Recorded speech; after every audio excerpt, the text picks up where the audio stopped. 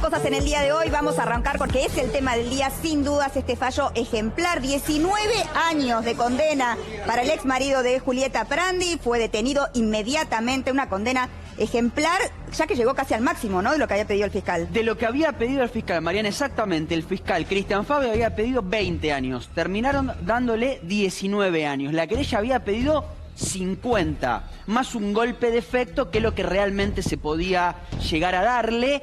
Estaban conformes, a pesar de que eran 30 años menos, 31 años menos de los que ellos habían pedido. ¿No van a apelar?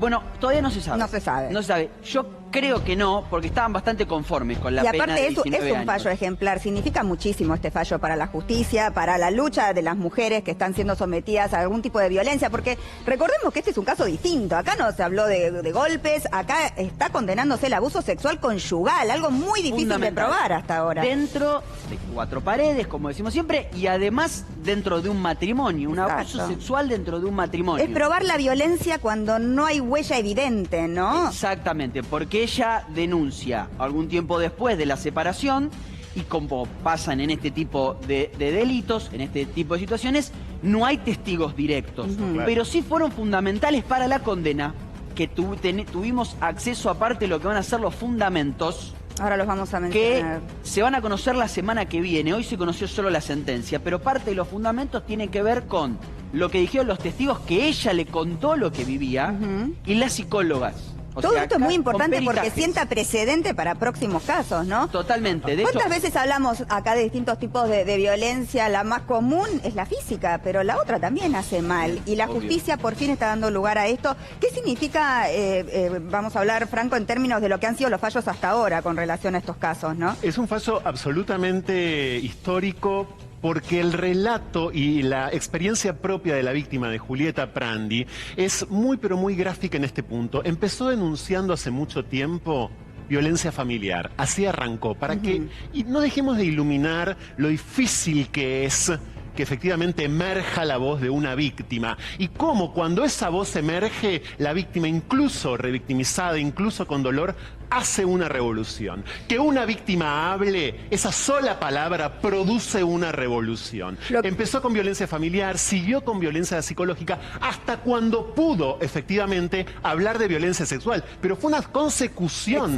en su propio relato, porque fue desbloqueando efectivamente lo que había vivido en sí misma, lo que había vivido, ayudada por una psicóloga, por un psiquiatra, y luego todo esto, por supuesto, como decía Martín, constatadísimo por la perito psicológica del caso. Hay que recordar que él nunca se sometió a ningún tipo de pericia, ¿no? No se sometió a ningún tipo de pericias. El relato de las múltiples violaciones que Julieta Prandi tuvo que padecer en el seno de su matrimonio, también por fuera de la sentencia, son muy ejemplificadoras, si me permitís, Mariana, para el resto de la sociedad. Ella relata un infierno viviendo con él en pareja, y también luego de denunciar. 5 años de recorrer la justicia, ¿no? O sea, lleva mucho tiempo, aún cuando fue un caso súper mediático, porque ella es conocida, obviamente, ¿no? Pero aún así le costó muchísimo. Imaginémonos las otras mujeres, ¿no? Podemos puntualizar cómo eran, porque esto es obviamente ahora información pública, y me parece, Mariana, que le puede servir, no tengo ninguna duda, a un montón de mujeres que estén atravesando situaciones similares. En un montón de aspectos, ¿no? Porque también el hecho de identificarse y ver que ella se anima y que ella pudo y que ella lo logró,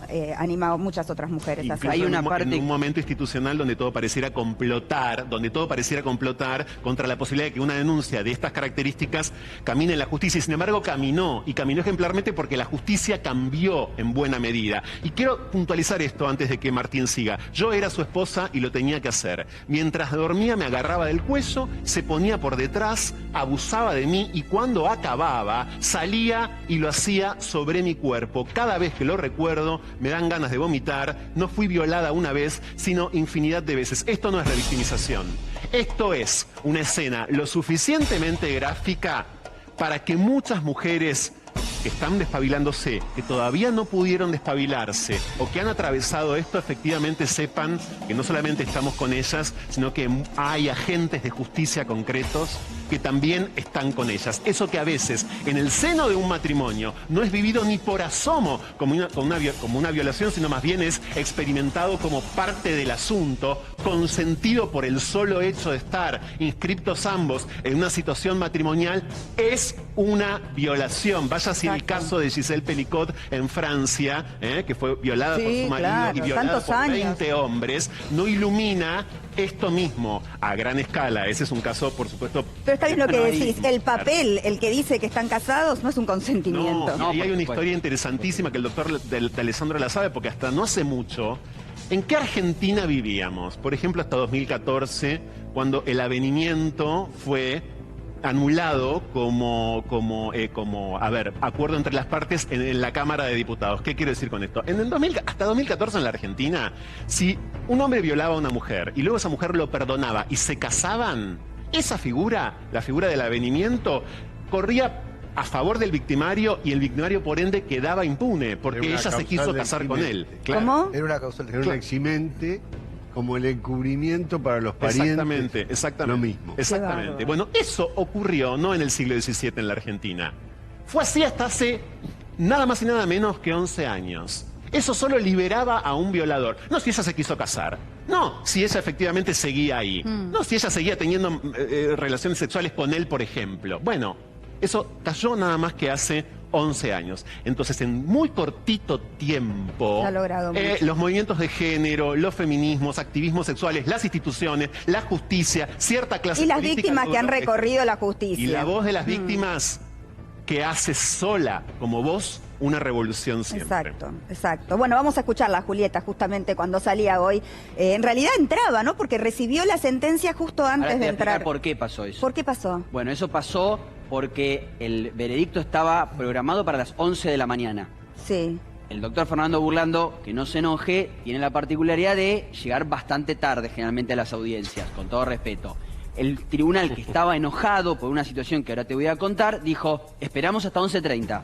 Como no es necesario que esté la víctima sentada, si 11:30 no está, nosotros leemos. Y 11:30... Por eso ya estaba justo en la puerta, se entera por los periodistas. Exactamente, que le dicen que está la... Vamos a escucharla, adelante. Quiero decirles gracias. ¿Qué opinas de la condena? Siento que la justicia finalmente escuchó, que no me escuchó solo a mí, sino una sociedad que estuvo de este lado. A todos los medios que estuvieron difundiéndolo, les agradezco de todo corazón, no en mi nombre, sino en nombre de todas las víctimas de violencia de género y de abuso. Esto tiene que marcar un precedente, tiene que ser un antes y un después. No puede ser un infierno tener que hacer una denuncia y tener que demostrar todo lo que uno vivió y tener que someterse a infinidad de pruebas, infinidad de pericias, cuando del otro lado no hay algo que los obligue, algo que nos dé garantías. Entonces yo espero que a partir de ahora las condiciones para las víctimas cambien, porque en el medio o las víctimas desisten porque no pueden más, o nos matan en el medio. Hay demasiados femicidios en este país. ¿Qué no te gustó del proceso, Julieta? ¿Qué no te gustó del... ¿Qué pasa desde hoy en mi vida? Yo siento que hoy empiezo a vivir. Esta es la segunda etapa de mi vida en donde yo puedo elegir y ser feliz, para que la quiero ver ahí. Julieta, ¿hay un antes y un después? Hay un antes y un después. Contame cuál es el después. El después es empezar a vivir, el poder salir a la calle y no estar mirando a todos lados si hay un auto sospechoso, si me están siguiendo, si apareció alguien a buscar a mis hijos. ¿Cómo están tus hijos? Están en crisis, están difíciles, están cayendo, el más grande sobre todo, que está entendiendo la gravedad de los hechos, que hasta el día de hoy yo se los había ocultado. ¿Qué querés para vos? ¿Suficientes 19 años? ¿Son suficientes? 19 años es una pena ejemplar, yo creo que está bien. ¿Podría ser más? Sí, podría ser más, podría ser de por vida. ¿Pidió 20? Son 19. Son 19 años y casi el infierno que yo viví, que fueron 20. Pero lo importante es que hoy la justicia decidió, además de darle una condena ejemplar, es decir, por favor pasen a proceder a detener al imputado y se lo llevaron preso. Julia, hay un pedido de protección. Así es, está preso, se lo llevaron detenido en el mismo momento y lo están trasladando, ese es nuestro último momento. Porque él estaba en la alcaidía, porque se estaba acondicionando, por lo menos estaba encontrando cupo en la unidad penal número 41. Esa es la unidad, que es la unidad de Campana, en donde finalmente va a quedar detenido en el pabellón de agresores sexuales, de ofensores sexuales, así se dice, ahí va a quedar detenido. No es fácil, no es fácil para alguien condenado por este delito. No, por supuesto. A la cárcel ya igual, conocemos. igual en la cárcel se prevén estas situaciones y ahora todos los condenados y acusados de abuso sexual van todos juntos a un mismo pabellón, pero por supuesto que entrar a la cárcel acusado de violar a una mujer es un delito que en la cárcel está muy mal visto, por supuesto, y más si esa persona es conocida y si tu caso salió en la televisión. O sea, te están esperando, básicamente. Da la sensación de que este hombre no sé, no reacciona, ¿no? Cuando tuvo que declarar, tuvo ese fallido tremendo, realmente, tremendo, que lo termina autocondenando, realmente. Absolutamente, porque... que dice, nunca la abusé sin su consentimiento. Tremendo. Más claro es posible, o sea, parecía guionado, una cosa de locos. Muy particular. Lo que es el inconsciente, ¿no? Claro, absolutamente. Este es el momento en el que lo trasladaban. Te completo lo que te decía, por qué le dan la sentencia sin que ella esté.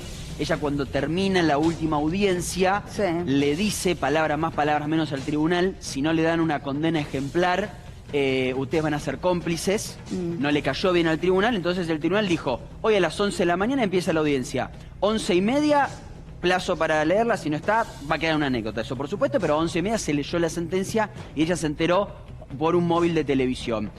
Con respecto a Contardi, va a quedar detenido ahí, le van a extraer material genético y lo van a sumar al banco el banco genético de abusadores sexuales. Mirá. En la República Argentina hace ya varios años existe un registro de abusadores sexuales. Debe ser el primer registro, ¿no?, de un abusador que está condenado por haber abusado de su esposa mientras estaba casado, ¿no? No sé si hay muchos otros casos. Bueno, hay un caso que nosotros hemos tratado mucho, que todavía no ha llegado a juicio, que es el de Mariana Nanis y Claudio Polcanigia. Claro, bueno, pero todavía sin condena. Todavía sin condena. Hay una escasez de estadísticas al respecto, ya que mencionas esto, lamentable. Tendríamos que tener mejores estadísticas y no las tenemos. Sabemos por organismos de la sociedad civil que es en el contexto de las parejas en el que la mayor cantidad de mujeres son abusadas e incluso asesinadas. Pero los números son de la sociedad civil, no son del Estado. Números oficiales no tenemos. Sabemos que efectivamente la violación matrimonial es muy frecuente, es altamente frecuente, pero insisto, no tenemos números concretos.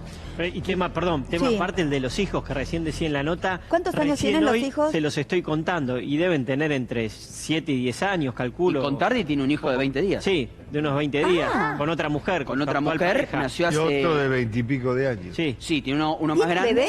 Y tiene un bebé de un mes, creo que no llega al mes. Bueno, porque ahí es importantísima la historia que da cuenta de la violencia emocional también que padeció Julieta Prandi Mariana, porque cuando ella logra separarse y él automáticamente ingresa a la casa otra mujer que creo que tenía a la vez otro hijo, si mal no, según algún dato periodístico, y entiendo que ahora, bueno, según esta información, ha tenido otro hijo más.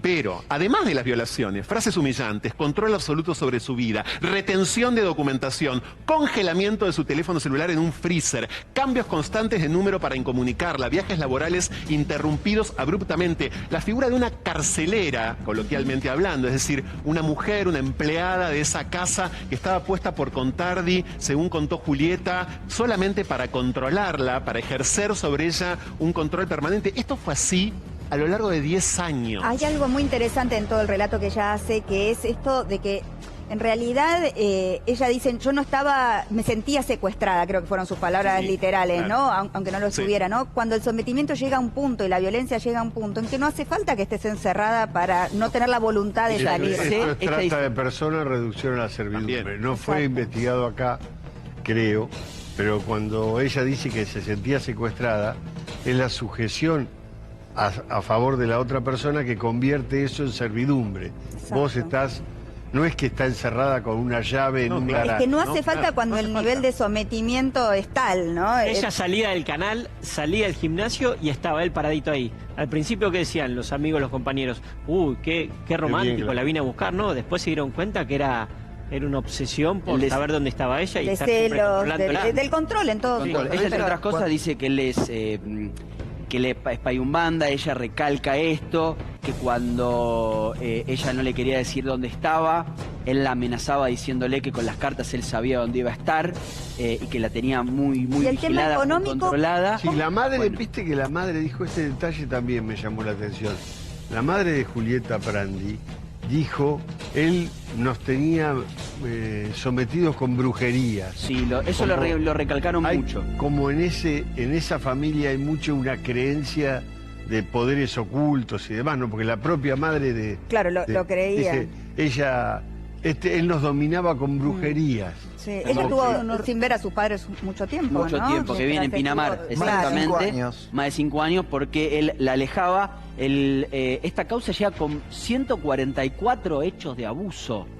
Se probaron menos, pero con 144 Aparentemente hechos Burlando habló hoy de menos, dijo que era muy importante cuando le íbamos considerando saber cuántos son y cuáles fueron las condiciones.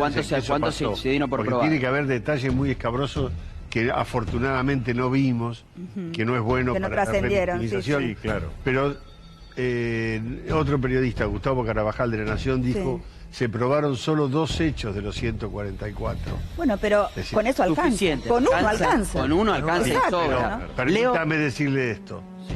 No te van a dar, si planteas 144 hechos, se prueban 2, no te van a dar 19 años. Pero quiere decir que esos 2 que probaron son lo suficientemente... Hay mucho más. Para mí mucho más que eso. Es probable que hayan podido aportar pruebas sobre estos 2, pero hay un montón de conductas que hacen que suba el monto. El juez en el momento tiene la posibilidad de elegir entre un rango de condena, y si eligieron 19 años es porque claramente hay mucho más. No siempre hay una coincidencia entre lo que pide el fiscal y lo que da el juez. Muy pocas veces. Muy pocas veces se da esta situación de que el juzgado, Pero él sabía, ¿no?, que iba a ser condenado. Eso lo sabían, eso ya. Sí. Porque él prácticamente no tuvo defensa durante el juicio. Es como que no luchó. Estaba casi entregado. ¿Entregado? ¿Tanto que se autoincriminó? Absolutamente. Presentó un testigo que encima declaró a favor de Prandi. O sea, prácticamente... el testigo, Martín, el seguridad del country. El testigo, que es el seguridad del country, desmitifica o demuele esa posición de que estaba encerrada en la casa. El testigo dice, no todo el resto. Ella salía y entraba en remiso, en auto propio. Pero habla de que ella podía salir y entrar. Claro, pero es otro tipo de sometimiento, ¿no? Por eso es tan importante cuando hablamos de huir. Lo primero que hay que hacer es huir, ¿no? Tratar de salir de ese espacio para poder pensar mejor, para pedir ayuda, para poder denunciar. Se da una situación, Mariana, bastante curiosa, por lo menos para mí, es que él llega al juicio con un abogado defensor oficial. Sí. Cuando termina y lo condenan, echa al oficial y contrata uno privado, que es Fernando Sicilia, el ex abogado de Elías Chirilo. A mí me llamó la atención esa situación. O sea, hoy lo echó. Hoy lo echó al oficial, o por lo menos dejó de contar con el oficial. Se fue tan... lo vi re enojado al abogado que se iba sin hablar. Y ahora quien lo defiende es Fernando Sicilia, un abogado privado que aparentemente no había tenido uno privado porque no tenía dinero. Gran abogado. Y un abogado de mucho más batalla, porque acá falta eso. Contardi, nunca lo escuchamos, nunca salió, se puso ayer. Todos incluso los abusadores responsables, van a los medios y se defienden, bueno, gritan. Pero también es la impunidad, capaz, ¿no? O la sensación de que no iba a poder probar nada. O porque no tenía que decir. Pero vos siempre tenés para decir, Martín, pero por ahí no tenía que decir. De hecho, él se lo vio con una actitud totalmente pasiva. De hecho, totalmente. De hecho, en el alegato, su abogado defensor oficial, pide la absolución, que eso es de manual protocolar, pero subsidiariamente... A ver, podés no pedir nada subsidiariamente, pero él pide subsidiariamente que no se tomen hechos por separado, que se tome como un único abuso continuado. Está bien, claro. O sea, subsidiariamente pide eso. Finalmente no, le terminarán dando... esa lógica es importantísima. Esto es importantísimo también. Una vez, muy importante. Con una alcanza, no hace falta que hayan sido tantos años consecutivos. La repetición pero entiendo que la condena sería distinta. No, hay una razón técnica. Si esto es un delito continuado, es más blando para Contardi. Claro. ¿Por qué? Porque fue una actitud, por supuesto, que se reiteró.